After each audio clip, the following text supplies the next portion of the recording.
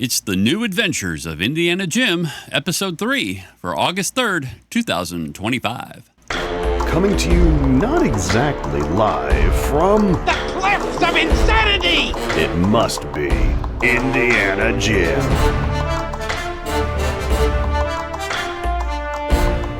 Well, here we are, back again for another adventure of me, Indiana Jim. And today, we don't really have a big topical discussion. We've got several, well, I say several. We've got a few headlines. We've got a few things in the news that are recent to discuss. But first, to kick off the show, what does the word integrity mean to you? In one sense, we think it means honesty, but there's more to it. And over on Substack, I have a post called Writing is Fun Again, How the Act of Decision Drives Commitment. And in this post, I talk about how writing is fun again, because there for a while, it wasn't very fun. And so, allow me to read the first little bit here. I turned down the opportunity to play golf this Sunday. That's unusual for me, though I haven't played any of late. I wrote previously about how my golf friend, in quotes, hadn't got back to me via text. 2 months later, he did. We played, and I got to open up about my experience with dealing with some of the things from that post that I had made previously. And I made a post on my Substack, breaking up is hard to do. And it was kind of about how we sort of lose track of our friends or our relationships end over time. But we had a great conversation, and more golf together is in the offing.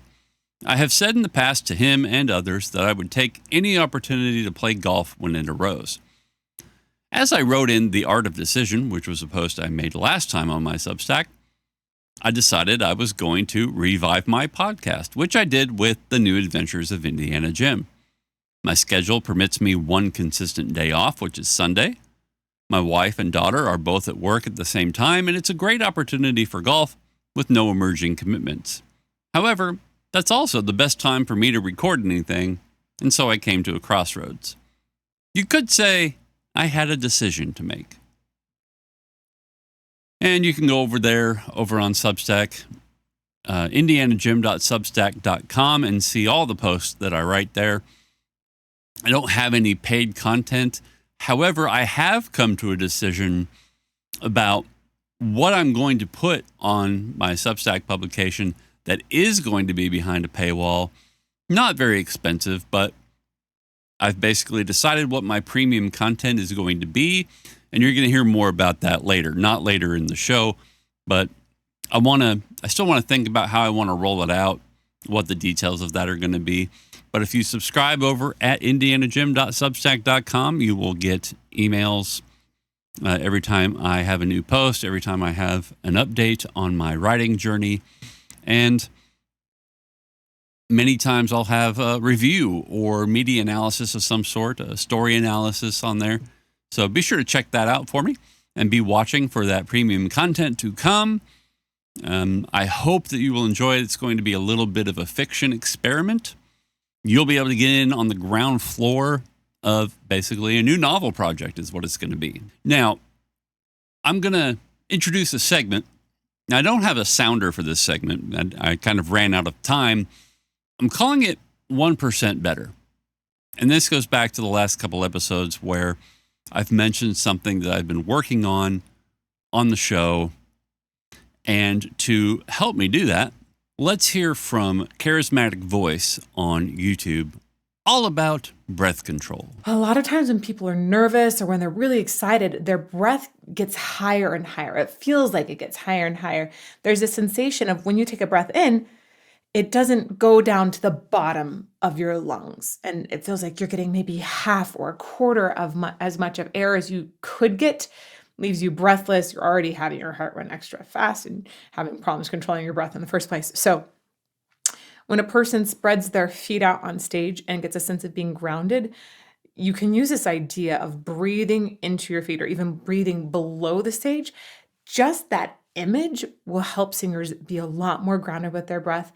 So the reason I bring this up is because one of the things that I noticed, I spent a lot of time breathing in very loudly.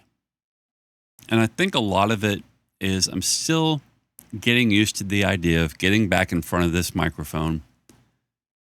And my lungs, and I've also gotten out of the habit of singing. When I was leading the music at a church a few years ago, I was in the practice of singing. I was regularly using my lung capacity, filling them with air and letting the air come out. And so I've not only been a little nervous about getting back in front of the microphone, but also excited. And so when I really get going and I have to fill my lungs really quickly, and it just comes across on the microphone far more readily than I would like. There's no noise gate good enough that I have access to that can cut off that breath noise and also not cut off my voice at certain volume levels, because sometimes I speak quietly. So if you're a podcaster and you want to get 1% better, here's something that you can work on, and that's your breath control. And you don't have to think about, like she called it, the horse stance, where, you know, the lead singer spreads his legs out and gets stable and really feels it coming up from his feet. But you might feel it coming up from your hips if you're sitting down. Or even if you're a stander and you want to bring it up from the floor visually in your head. And what that makes you do is breathe from way down here instead of up here. Breathe from your diaphragm. And you don't want to push it out when you're doing a podcast. Now, if you're a voice actor and you're doing a very strong line, or if you're a singer and you're in the recording booth, yes, you want to use that diaphragm to really push it. But you want that diaphragm to push it gently so that you use more of the breath that you filled your lungs. And then when you breathe in, you don't want to close your mouth and through the nose. Nor do you want to open the mouth and do that. But the mouth is a bigger opening. You can take in more air at one time with your mouth open. And that means you can breathe it in slower. Now, it doesn't have to be wide. You don't have to, like this. But like that right there, I open my mouth just a little bit. And I still have plenty of breath left for my diaphragm to push out that I don't have to inhale yet. And I'm exaggerating, but I'm holding my breath until I absolutely cannot possibly go any further without taking another breath.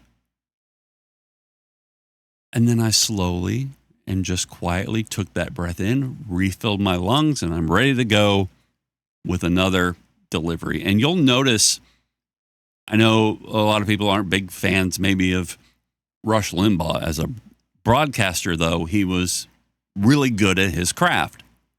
And you can go back and watch him on video and you can listen and you don't hear his breathing. And he's in a soundproof studio with a condenser microphone that's more out to here. It's picking up everything in the room and it's not catching his breath. Now, of course, he's got access to a nice, pricey analog noise gate that's going to do a lot better for keeping out those noises. However, you will notice that he's a professional broadcaster, so he's used to using that voice and he understands breath control. So it's going to take me a little bit of practice to get used to it, especially if I think of something exciting and I get really animated. But I just want to be conscious, and that's how we get better. We have to be conscious of things until we build the habits. But we want to be conscious of those little things that we're working on. And every week, every time we go out there to do whatever it is we do, we want to get at least 1% better. It's time for news. Yes, we're taking a look at headlines from the world of entertainment, media, books, movies, TV, and whatever else strikes our fancy, including the publishing business, since that's kind of my bag, and writing and all those kinds of things that we're interested in. So how interested are you in seeing The Wizard of Oz at the Sphere? in Las Vegas. So there's this clip from CBS Sunday Morning, and I'm going to play it. It's a minute and a half. And you might have seen it, but we're going to admit it into the record, Your Honor, right here on this podcast. As I said, it's from CBS This Morning. Turning that into this requires state-of-the-art technology, including artificial intelligence. We wanted to make sure we captured the original details. Ravi Rajamani is managing director of AI for Google Cloud. We built a custom-built an AI model that understood how Judy Garland looks and then was able to generate the super resolution images of that. So a grainy close-up of Dorothy becomes richly detailed. And then, through a process called outpainting, though it seems like magic, we see the rest of the Scarecrow, the Yellow Brick Road, and the Mountains of Oz. This is the original movie, Right. and you can see the camera panning back and forth. And then when we get to Uncle Henry's performance, you can see how we create all the variations here. Ben Grossman is the visual effects supervisor. In the original, nobody saw him walk over. Nobody saw him walk over. But on a screen this wide, Dorothy's Uncle Henry needed to stay in the picture. So AI created a brand new performance out of actor Charlie Grapewine. So you can see that Uncle Henry's walking over and rejoining the original cinematography. Those are performances that were prompted based on the context of the script and what the director has done and what their performances would be. Bring me a broomstick, and I'll grant your request. It's easy to be dazzled by all this advanced technology, but there's an old-fashioned low-tech component to this Wizard of Oz. All right, so I can hear what you're saying. How dare they sully the Wizard of Oz? How dare other people go in and mess with someone else's creation, right? I can hear you saying that. You're also feeling a bit of that emotion toward a certain Mr. Lucas for having done similar things to his own films. And I've seen people bring up, well, didn't George Lucas testify before the Senate about how bad it is for people to go in and mess with old movies? And yes, he did. However, he was not exhibiting hypocrisy, as some like to say, because he was talking about other people who were not the original creators of that property going in and altering what someone else had made. He was not talking about himself being the original creator going in and altering his own creation to more reflect more what he had in mind. And I get all the criticisms that George gets about all of that, but there's a lot of comments on here. F this AI BS. Quote, richly detailed my patootie. Consumer TVs are better than they've ever been, but images with garbage filtering slathered over them is presented and perceived as quality trash. Well, this isn't really designed to be presented on your consumer television. Somebody says, disgusting. What they did literally looks terrible. The original version with film grain looks cleaner. Everything is wobbly and smearing and erratic and isn't what the people who worked so hard making this classic wanted. This is exploitative profiteering on other people's work. If I have it right, we have something out there called Wicked, which, as far as I know, is not officially licensed by the estate of L. Frank Baum. I could be mistaken, but I don't think so. And this is not an alteration to the original film. And this is what so many people are missing. Now, I get it. You don't like the idea of AI upscaling a film that has its existent grain to it, the existent quality. And I understand that. This is not upscaling The Wizard of Oz for a 4K Blu-ray, which, again, I don't know if the original negative still exists on The Wizard of Oz. It's ancient. I don't know what other film prints exist of it. If they can still just 4K scan the analog print of The Wizard of Oz. I have a Blu-ray. I don't know how they did it. I'm not really concerned about that. the point of this whole thing is not making it look better because we think we can do better. It's making it look better because the Sphere is a massive video screen, massive video wall, a video wall beyond all video walls. It's enormous. And yes, I hear you saying, oh, well, maybe you just shouldn't play the movie on the Sphere. What a gross exploitative profiteering. If somebody were to take the Wizard of Oz Fathom event, say, we're doing Classic Hollywood, we're doing Wizard of Oz next weekend. Do you want to come watch it? You have to buy a ticket, right? Is that exploitative profiteering? Or is that exhibition of a film just like Hollywood has done for its entire history? Okay, so miss me with your exploitative profiteering bullcrap because whatever. If you're a Star Wars fan, guess what? In 2027, they're going to show A New Hope for its 50th anniversary in the theater. Are you going to go buy a ticket? Because I am. Because I'm going to go watch it. Because I'm a Star Wars fan and I like that movie and I want to see it on the big screen. What about IMAX? What if they did an IMAX presentation of Ben-Hur? That would be pretty cool. Or some other classic movie, a John Ford film. That's a Western. Now, it's designed to spread out this way. But if you're going to present it, the bigger the screen you're going to present it on, the higher the resolution you need. And that's what people seem to be missing. Now, not the people that think this is exploitative. They have a different problem with that. But it all comes down to using the AI upscaling, or even if it wasn't AI, but upscaling a classic film for a higher resolution. Maybe they don't have access to a 16K scan of a film print for The Wizard of Oz, because that's what this is for. It's 4 times the size of 4K.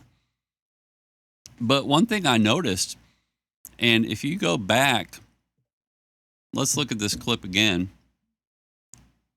And if you go back and look here, let's pull forward till we see. Now, this is extremely zoomed in.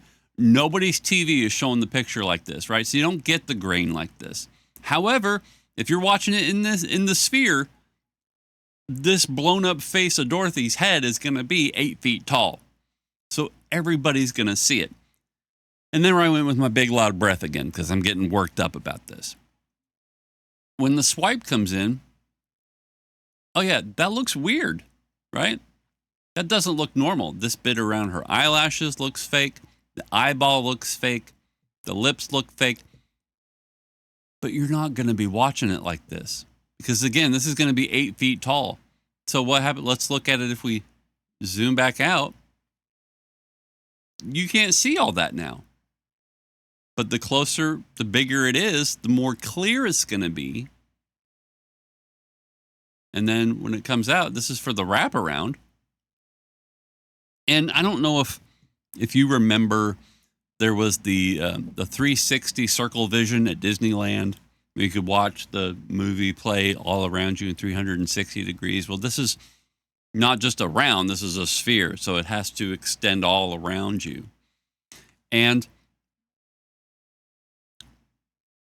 for what it is to be, and somebody said, oh, this movie shouldn't be reduced to a theme park attraction. Well, every movie was a theme park attraction when movies were first invented. You went to the carnival, you went to the fair, and you went into the thing to watch it on the Nickelodeon. So the whole point of film is exhibition. It's stories in a communal environment, and we've always looked at new ways to exhibit films. And in this case, somebody is showing the potential for you could make movies specifically for the Sphere. You know, Captain EO, George Lucas and Francis Ford Coppola, they made that film specifically for that 3D theater experience at Disneyland. So this, in a sense, is showing people what's possible and using a classic film that people want to see to do it. So, of course, show a beloved film that is a treasure among audiences everywhere, and you'll get them to Vegas to watch it in the Sphere. I don't personally see anything wrong with that. Films are made to be exhibited. I'm sure MGM or whoever owns MGM is the licensor on this particular project. But I see nothing wrong with it because it's venue specific. You're not trying to alter the film to make it better. You're using technology to enhance the film in a specific way for a specific venue for a specific purpose. And I just personally don't see a problem with that. But a lot of people seem to be missing that that's why they're doing it. They're doing it because it needs that higher resolution for the Sphere screen. So let me know what you think about that. Drop a comment down below. If you could like and subscribe, please do that if you are watching on the YouTube channel. Now, Bobbi Althoff, or I don't even know how you say her name. I don't know who this person is. I did a little scrolling and I saw like she slept with Drake or something. I don't know. Sounds like stuff I'm not really interested in. But I just want you to hear this and let me know if you notice a problem. I will miss doing this podcast, and I will miss the money this podcast brought me. As you guys know, this podcast started off just with a girl with a dream to make more money. And I knew when I started that it was going to go places. I didn't know I would fall off as quickly as I did. To be honest, I did think this was going to last a bit longer.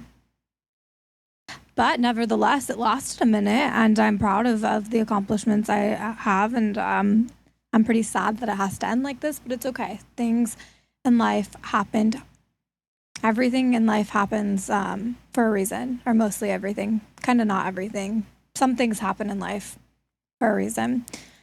So here we have a person who can't even commit to her own words that she's using.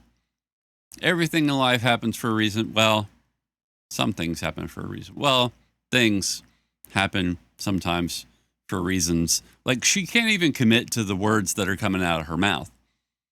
But the problem here goes back to what I said last week. Last week, I brought a quote from Untraditional Gospel, the YouTube channel, saying that, you know, if you create with yourself in mind, then you're still creating with a heart of consumption. You're creating with the intent to receive. And if you remember, I mentioned Dave Ramsey talking about an employee looking for a raise. Well, how can I add more value than I cost? What do I have to do to be worth more? This podcast started as a dream to make more money. If you want to make more money, get a job, get an education, do something, put something of value into the world that people want and that people like. And from what I understand, she had I guess, a decent following. I'm not sure. But, and there I did that nasal breathing thing. So like I said, it's going to take me some time to get used to doing this. Remember, I talked about the corporate side of podcasting and how a lot of these shows are strictly intended to sell advertising. Like, that's the purpose that they exist for, is selling advertising and making money. And I don't know, I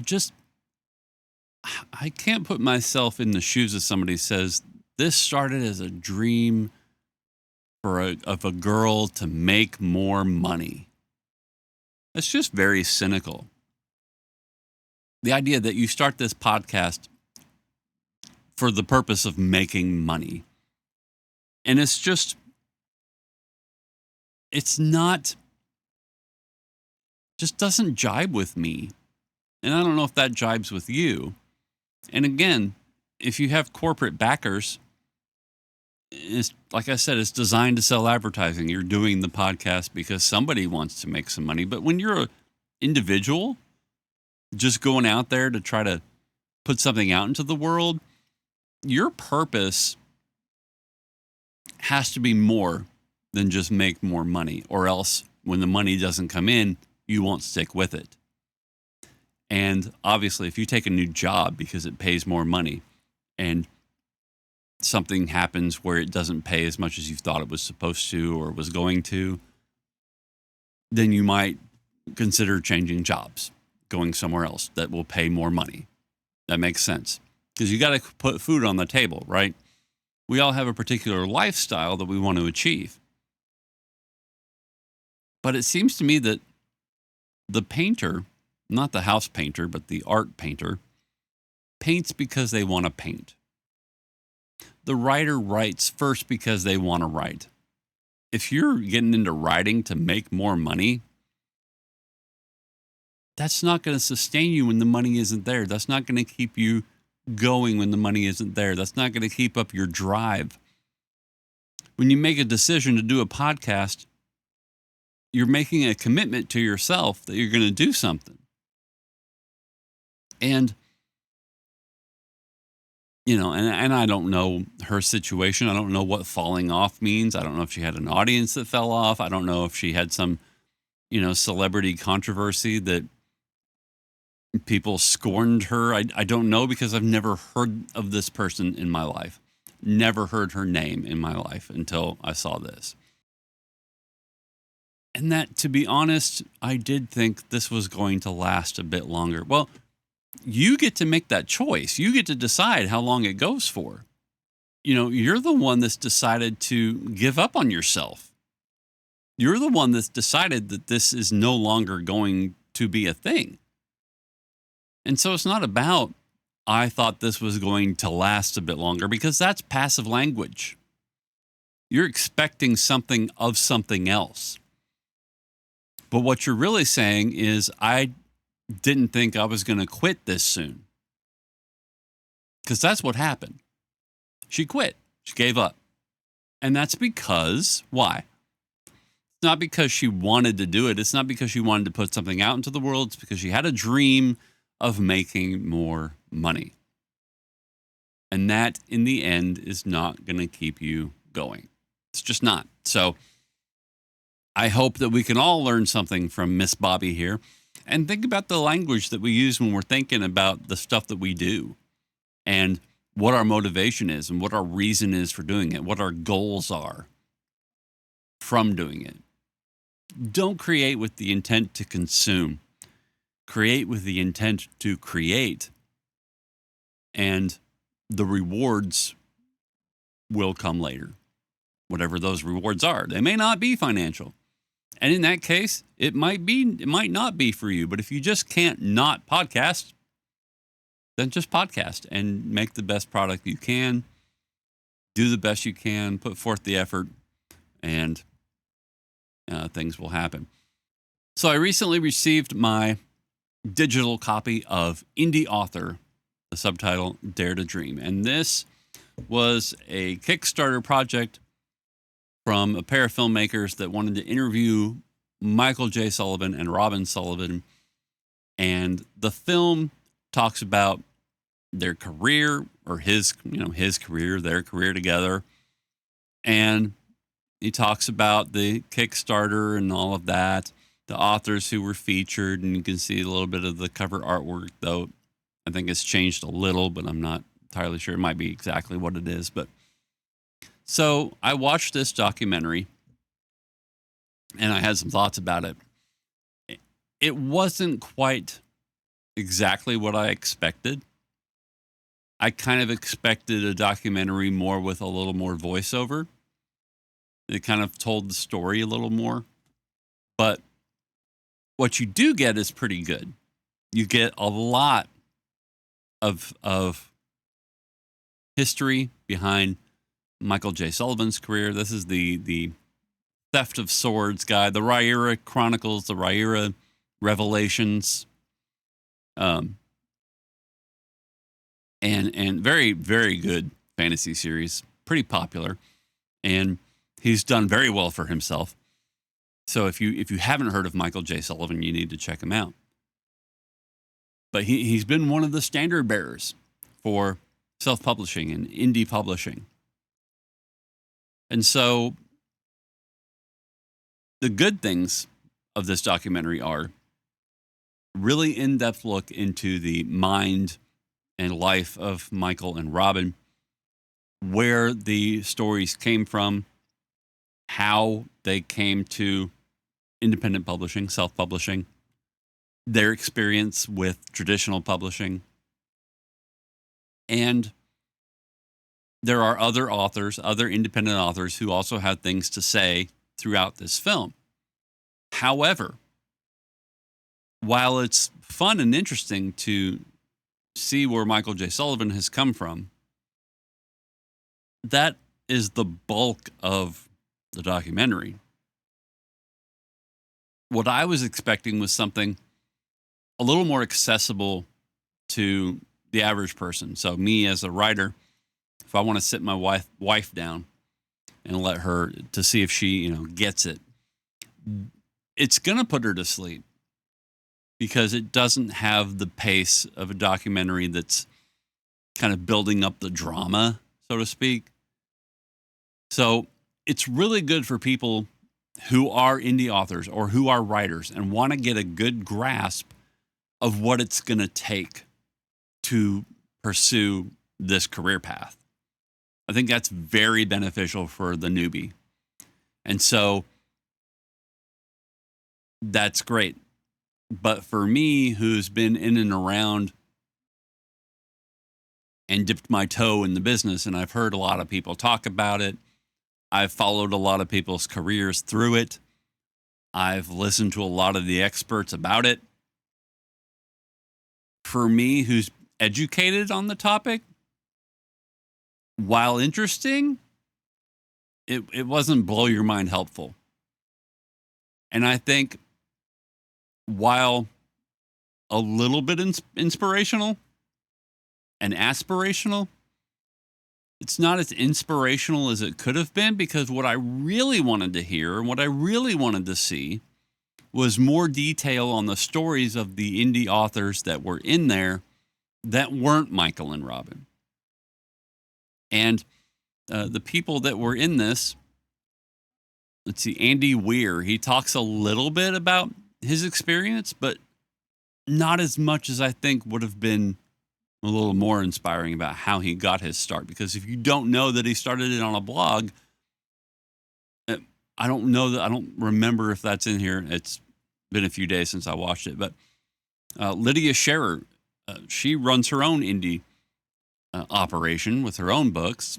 She wrote the Love, Lies, and Hocus Pocus books. And her husband, who kickstarted a game related to the world of her books. I wanted to hear more from them. I wanted to hear how they got started, how they got to the point that they were at. Because she's already at the point where she's kickstarting things and she's shipping product to people.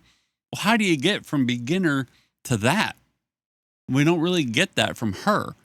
Other authors, Travis Baldree, he talks a little bit about his experience, kind of an overview, but we don't really get into the weeds of where I was and how I felt about my stories and how I felt inspired to get them. Again, you get to get them out. You get an overview. You get a survey. You get a summary. And so other people who are beginners will probably find this plenty inspirational. But I was kind of hoping for a little more inspiration from the people that aren't Michael J. Sullivan, like I said. And there is no voiceover. There really is only interviews. It's all interview. It's all interview format. And you intercut between different people. You do get different perspectives. And it tells kind of a cohesive narrative, because as Michael and Robin talk about the process, you'll hear from other authors about their perspective on that bit of the process. And we go back to Michael and Robin to carry the narrative forward. But just being straight interviews like this, there's nothing really to kind of contextualize what you're hearing. So the regular person who's not a writer, who has no aspirations to be published, if you're a writer and you sit your family member in front of this movie, it's not going to quite grip them in the same way that we are gripped, because we already are interested in the topic, if that makes sense. So I do like the movie. I am glad I backed it. My name is in the credits. I'm certainly happy to be a part of something that someone wanted to create and something positive that somebody wanted to put out into the world. So I don't dislike it. Again, it's just kind of not quite what I expected. But I think that's a lot of what I put in my own head about what a documentary is supposed to be. And obviously different documentaries do things different ways. I just kind of was hoping for something a little more accessible to the newbie who's not a writer. The newbie who is a writer, this is great for, I think. Wonderful, honestly, to get the whole full story of Michael J. Sullivan. And even if you don't know who he is, I think that's pretty cool to hear for somebody who's a writer who wants to do this, but maybe not somebody who's as well researched or as well up to speed on how things work. But again, if you haven't, you can late back the digital version of the movie for $25. I think the Blu-rays will eventually be available via the Kickstarter, but you can find that on Kickstarter. I think you can just search for indie author, or you can go to Michael J. Sullivan's website, RIYRIA.blogspot.com. You can just Google Michael J. Sullivan or go to Kickstarter and search indie author. And there I go doing that nasal breathing again. So, like I said, it's going to take some work for me to get used to this. Getting out of the news and into the discussion segment, a couple things that bothered me. I mentioned in a previous episode, we talked about the Hunt for Gollum movie and how Aragorn and Gandalf were going to be antagonists in this movie. And somebody put it as in, oh, they were going to be the villains. And that's not what antagonist means. That's not what the function of an antagonist means. They're not necessarily the villain. And I noticed this again when Fantastic Four was out and somebody was talking about Doomsday, Avengers Doomsday. Somebody was insisting that Reed Richards should be the protagonist of the movie. And again, thinking pro as in who we're for, who we are pro. We are pro that guy. We want that guy to win. And that's not what a protagonist is. That's not what it means. That's not even what it implies. So it's important to know these terms, especially if you're a writer, but as an audience member, it's important to kind of understand what these things mean. The protagonist is not the hero. The hero may be the protagonist. They may not. The protagonist is not the good guy. The protagonist is not even the guy you root for. Because otherwise you couldn't have anti-hero movies if you're rooting for the anti-hero. You could almost look at The Silence of the Lambs as two different protagonists. You have Clarice, who's trying to stop Buffalo Bill. And so one of the tools she's going to use is Hannibal Lecter. Hannibal Lecter is not the antagonist of The Silence of the Lambs. Buffalo Bill is. And Clarice actually has numerous antagonists standing in her way. One of those is kind of the inherent sexism that she faces in the FBI. That's an antagonistic force. Buffalo Bill is the antagonist. She is the protagonist pursuing the goal of stopping Buffalo Bill. And Buffalo Bill is doing bad things. Hannibal Lecter, on the other hand, is not... He is a villain, certainly. He is a bad guy, certainly. But functionally, in the narrative, he's the mentor character. And also, he's the protagonist of his own story. His goal is escape. And through the process of the film, he manages to do so. But his escape is not what Clarice is trying to stop. That's an ancillary thing that's happening, a subplot going on. He's a subplot character, a mentor and a subplot character. He has his own subplot going, while Clarice is just trying to stop Buffalo Bill. So there is no single antagonist. Buffalo Bill, her relationship with her coworkers, and her innate fear within herself, the conflict within herself. She is kind of her own antagonist. So you have three different antagonizing elements. But Clarice is clearly the primary protagonist, but there's, again, more than one protagonist. But the protagonist, narratively speaking, functionally, is the character whose desires drive the momentum of the film. So in Avengers,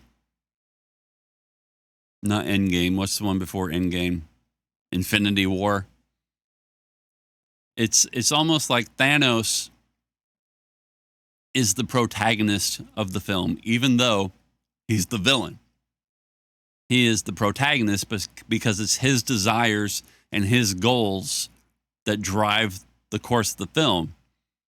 The heroes kind of try to stand in his way. The heroes antagonize the villain, who is the protagonist. They stand in his way. They try to stop him. Thanos is pursuing a goal. The person who pursues the goal has to surpass the obstacles. The person who lays the obstacles in the way is the antagonist. And the Marvel heroes are the antagonists of the first film. In Avengers Endgame, that flops. That flips. Thanos achieved his goal at the end of the first movie. And now in Endgame, the heroes are endeavoring to reverse the process. So there's certain elements that stand in their way of fixing the problem. So I hit the microphone. So this idea of who the protagonist is so misunderstood by your average viewer, who when they hear protagonist, they think hero. Because that's typically how the protagonist is used in the hero's journey. The hero of the hero's journey is the protagonist, and the villain is the antagonist. In The Lord of the Rings, again, we have multiple antagonists, but there's one primary. The protagonist is Frodo. But an argument could be made that the hero is Sam. So even though Frodo's goal, Frodo's desire to get rid of the ring, to toss the ring into the fire, that's the goal. He has many sidekicks. But in the end, the one that carries him up that hill, the hero, the one who holds to his values, is Sam. Samwise Gamgee is the hero in The Lord of the Rings, the primary hero. Several heroes, but the primary hero. Who's the primary antagonist? Is it Gollum? Because Gollum certainly wants to prevent the protagonist from reaching his goal, and he certainly does antagonize him, but he doesn't antagonize him until the second book. Is it Sauron? Sauron, of course, wants to recover the ring, and he has all of these enemies, or these servants, that will go out and do his bidding, that he can send after the ring. Is it Saruman, who develops his own army to prevent the hobbits from accomplishing their goal?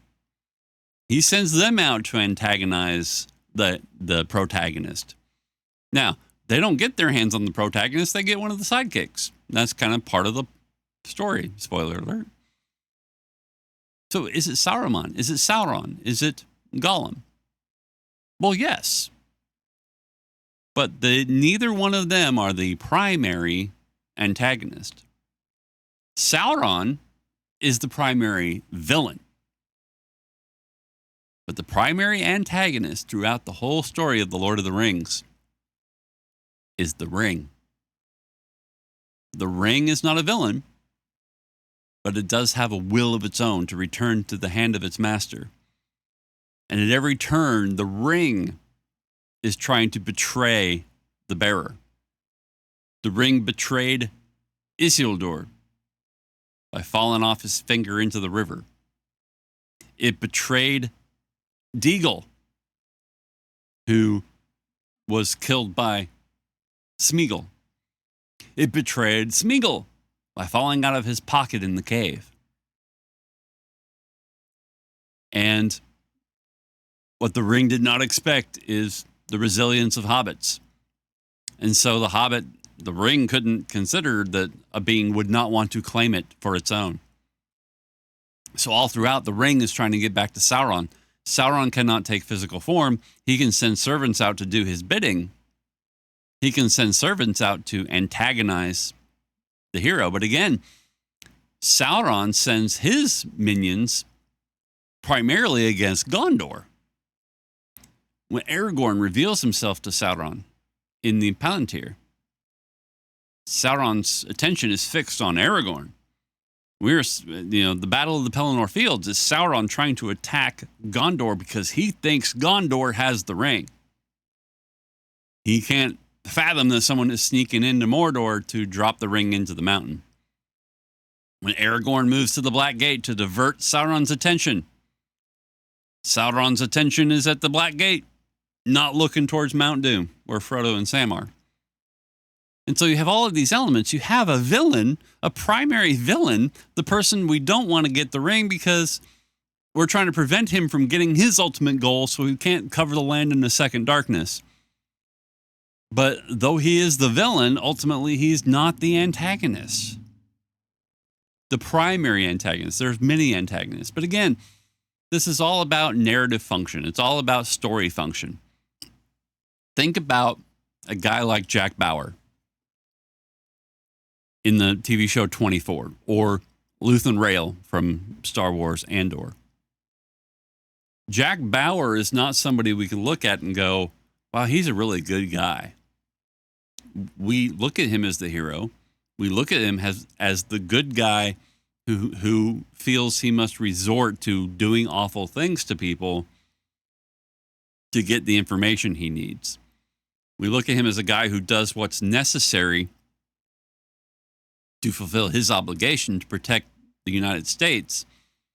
And he will do things that other people during the show don't understand why he's doing them. But he has to do them because somebody's going to die if he doesn't. So it may not be torturing somebody, though it could be, and often was. It could be taking someone by gunpoint to get them on a chopper because some terrorist has told you, bring this person and I'll give you this information.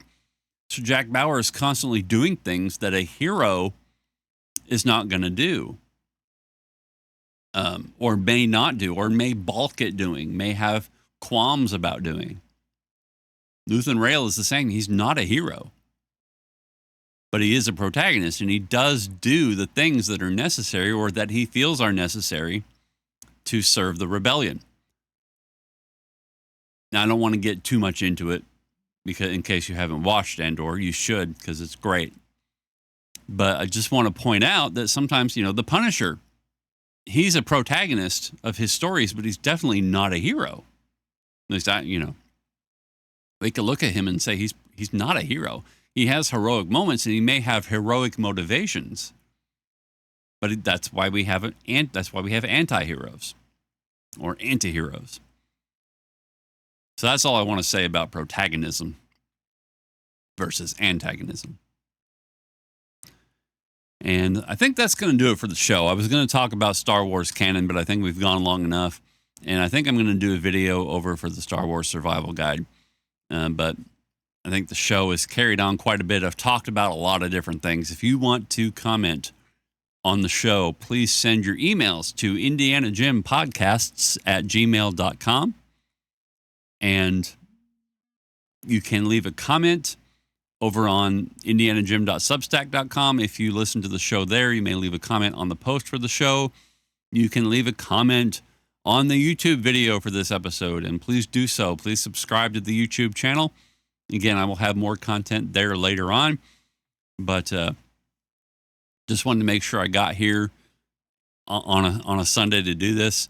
Tuesday and Wednesday were a little weird because Tuesday I had off and did some prep work for this, but also did writing and some other things and wasted a lot of time that I could have better spent. And then Wednesday, my wife had surgery on her forearm, and she's doing great. She's doing fine. Everything went according to plan. But my week kind of got interrupted a little bit. The pace of it got a little interrupted. So things were a little crazy, but I'm still here on Sunday.